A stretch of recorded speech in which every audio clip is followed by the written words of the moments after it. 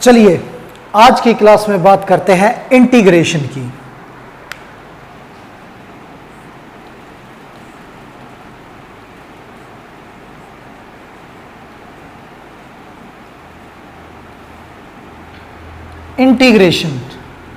Integration का मतलब होता है एंटी डेरिवेटिव।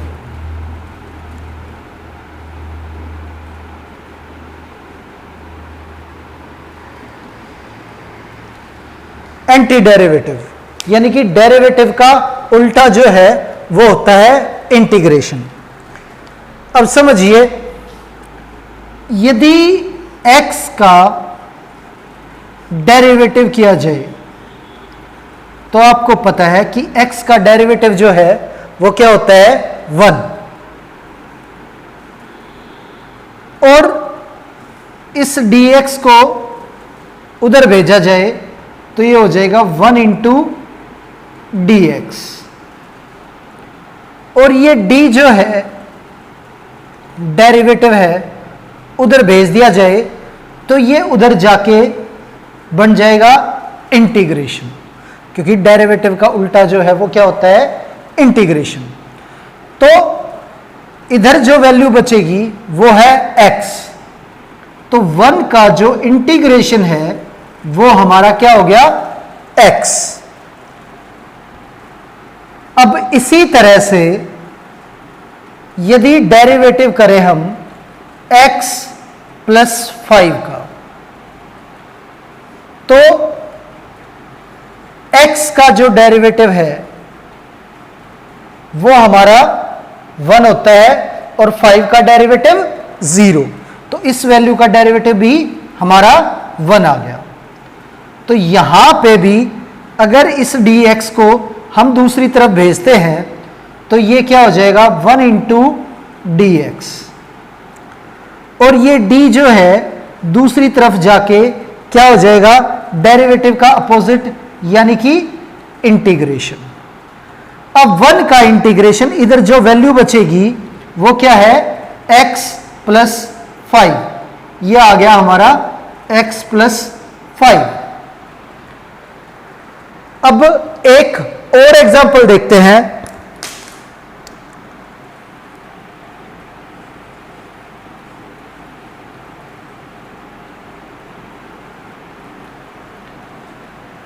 इस वैल्यू का डेरिवेटिव करना है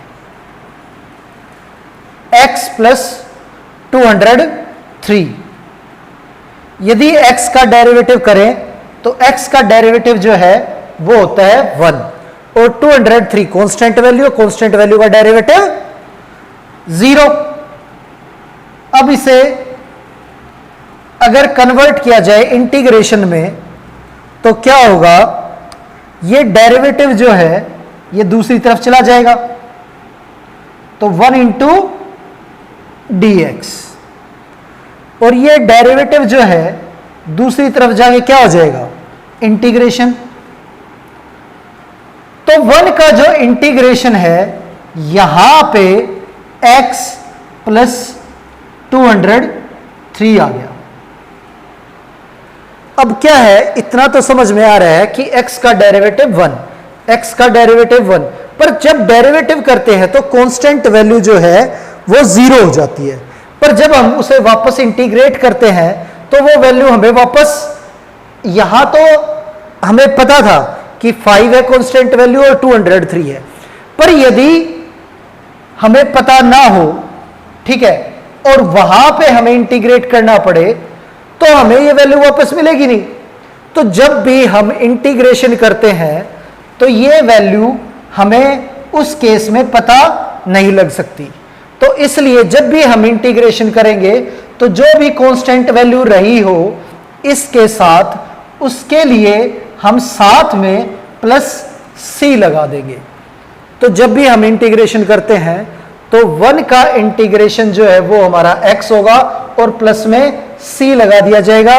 अगर नहीं भी था कोई कांस्टेंट वैल्यू तो c की वैल्यू 0 होगी, और अगर थी तो उसकी जगह पे हमने यहां पे c लगा दिया। अब अगर बात करें x स्क्वायर की, डेरिवेटिव करना है एक्स स्क्वेयर का। जो एक्स स्क्वेयर है इसका डेरिवेटिव 2x, और इस वैल्यू को यदि dx जो है हमारा इसे दूसरी तरफ भेज दें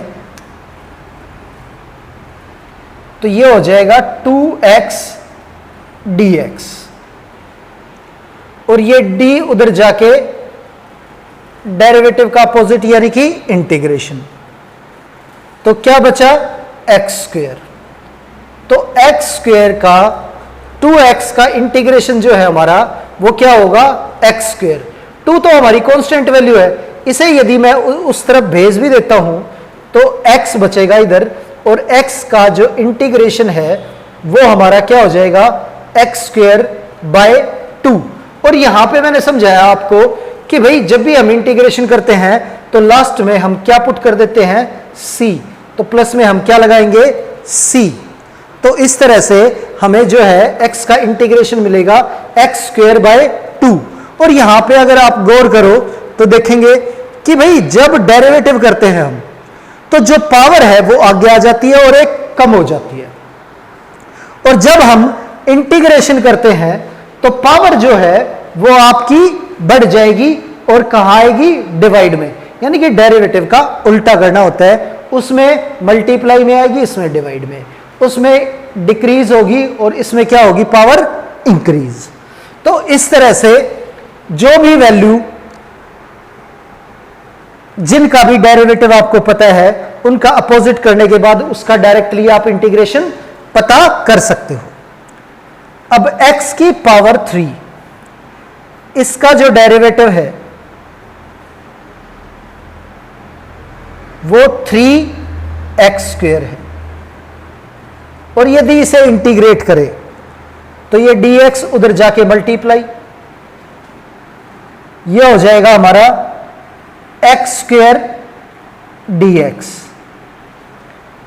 एक्स स्क्वेयर के साथ ये dx मल्टीप्लाई हो गया। मैं 3 को दूसरी तरफ भेज रहा हूं तो दूसरी तरफ जो वैल्यू बचेगी वो होगी x की क्यूब अपॉन में 3, और ये d जो है ये दूसरी तरफ जाके अपोजिट हो जाएगा यानी कि इंटीग्रेशन हो जाएगा। तो एक्स स्क्वेयर का जो इंटीग्रेशन है वो क्या हो गया हमारा x की क्यूब बाय 3, और प्लस में क्या लगाना पड़ेगा हमें c।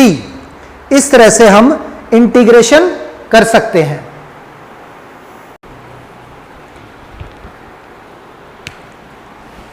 अब बात करते हैं log x। जो log x है इसका डेरिवेटिव 1/x, तो जो dx है ये दूसरी तरफ चला जाएगा और d भी दूसरी साइड चला जाएगा, तो क्या हो जाएगा 1/x, ये dx इधर आके मल्टीप्लाई हो गया और ये d इधर आके अपोजिट हो गया डेरिवेटिव का इंटीग्रेशन। तो दूसरी तरफ जो वैल्यू बची हमारी वो log x। तो log x का जो डेरिवेटिव है वो 1/x होता है। तो इसी तरह से 1/x का जो इंटीग्रेशन है वो होता है हमारा log x, और प्लस में c।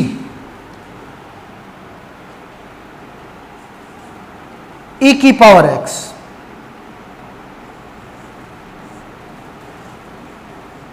e की पावर x का जो डेरिवेटिव है वो एज इट इज होता है। अब इसका इंटीग्रेशन करें तो ये डेरिवेटिव यानी कि dx उधर जाके मल्टीप्लाई और ये उधर जाके कन्वर्ट होके इंटीग्रेशन। तो इंटीग्रेशन ऑफ ex जो है वो क्या होगा, इधर जो हमारी वैल्यू बची वो भी ex है, तो ex का इंटीग्रेशन एज इट इज होता है ex का इंटीग्रेशन ex और प्लस c, ये हमारा ex का इंटीग्रेशन हो गया।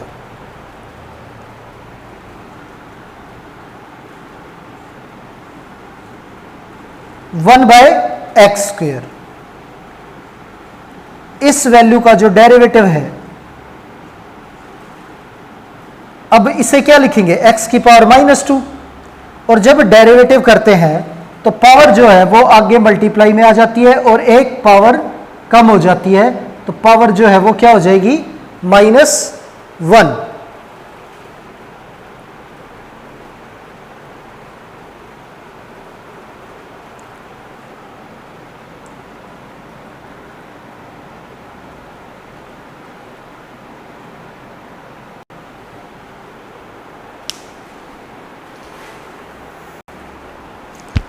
तो डेरिवेटिव में इसे 1/x², पावर जो है वो -2 आगे आ जाएगी और एक कम हो जाएगी, तो ये हो गया हमारा -3। अब इस dx को यदि दूसरी साइड हम भेज दें और इस d को भी भेजें, तो ये जो वैल्यू है और ये -2 इधर चला जाएगा, तो इधर क्या बचेगा, x की पावर -3। और x की पावर -3 जो होता है वो 1/x की पावर 3 होता है। और इनटू में ये आ गया हमारा dx, और ये d उधर जाके हमारा बन गया इंटीग्रेशन, और ये वैल्यू जो है इधर आ जाएगी डिवाइड में,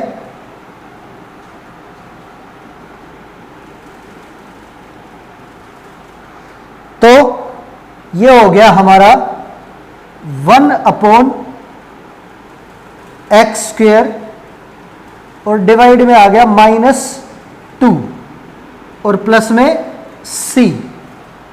तो अब देखिए 1/x³, इसका मतलब होता है x की पावर -3, और इसका इंटीग्रेशन करें हम तो आपको पता है इंटीग्रेशन करते वक्त जो पावर है वो बढ़ जाती है, तो -3 + 1 -2 हो जाएगी, और डिवाइड में -2 हो जाएगा और प्लस में c। तो ये हमारा आंसर करेक्ट है। इस तरह से हम एंटी डेरिवेटिव जो है करके इंटीग्रेशन फाइंड आउट कर सकते हैं। अब ट्रिग्नोमेट्रिक वैल्यूज के बारे में बात करते हैं। साइन, साइन जो है, साइन का डेरिवेटिव होता है हमारा कोसेक्स,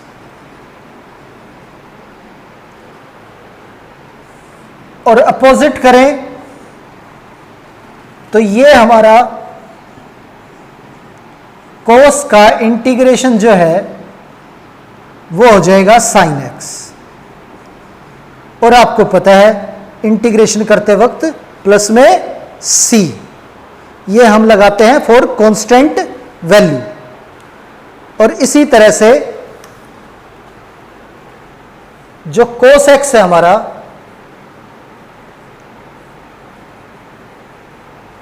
कोस का डेरिवेटिव जो है वो होता है -sin x,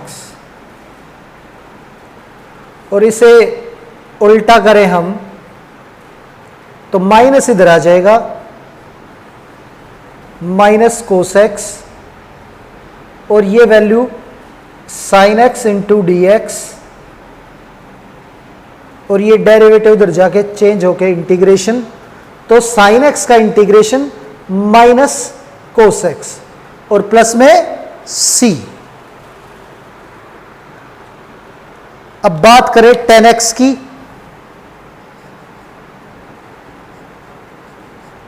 तो tan का जो डेरिवेटिव है वो हमारा sec² x होता है। अपोजिट इसका इंटीग्रेशन ऑफ sec² x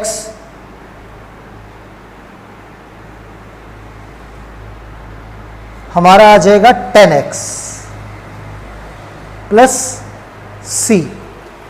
तो इस तरह हम ट्रिग्नोमेट्रिक वैल्यू जो है हमारी उनका भी अपोजिट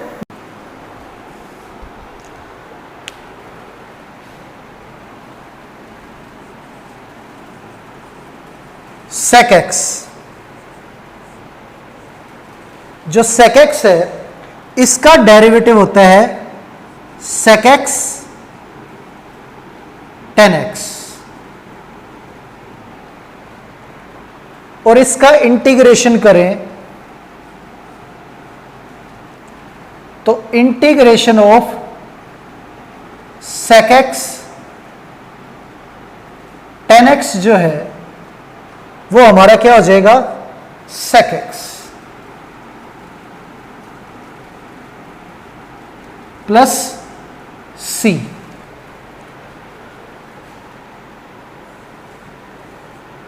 cosec x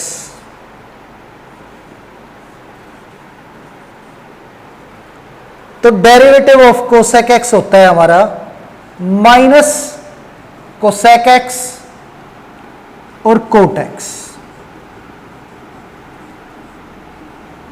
अपोजिट करें इसका तो ये माइनस दूसरी साइड पे चला जाएगा और integration of cosec x cot x, इस वैल्यू का जो इंटीग्रेशन है वो हो जाएगा हमारा minus cosec x plus c।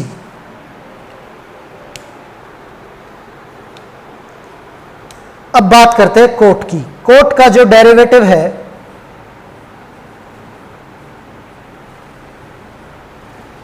वो माइनस cosec स्क्वायर x होते हैं, और cosec x का यदि इंटीग्रेशन करें तो ये माइनस दूसरी साइड चला जाएगा और इंटीग्रेशन है वो आ जाएगा minus cot x plus c। तो ये हमारे इंटीग्रेशन हुए ट्रिग्नोमेट्रिक वैल्यूज के। अब बात करते हैं inverse trigonometry values. Sine inverse x, sine inverse x का जो डेरिवेटिव है वो होता है 1 upon under root 1 minus x square. तो इसका इंटीग्रेशन जो है 1 upon under root 1 minus x square का इंटीग्रेशन जो है वो होगा sine inverse x plus C. अब कोस इनवर्स एक्स,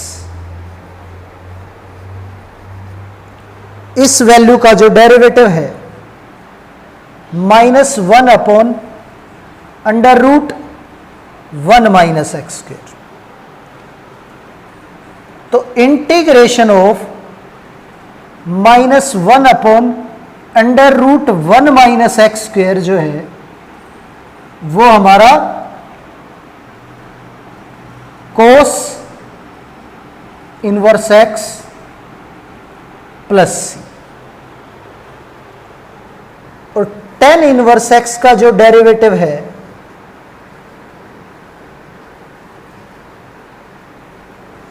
ये होता है 1 अपॉन 1 प्लस एक्स स्क्वायर, और इसे इंटीग्रेट करें तो 1 अपॉन 1 प्लस एक्स स्क्वायर का जो इंटीग्रेशन है वो हमारा 10 इनवर्स एक्स प्लस सी। तो ये हमारी 3 इनवर्स की वैल्यूज का इंटीग्रेशन हो गया। तो इस तरह से हम जो वैल्यूज हैं उनका इंटीग्रेशन फाइंड आउट कर सकते हैं।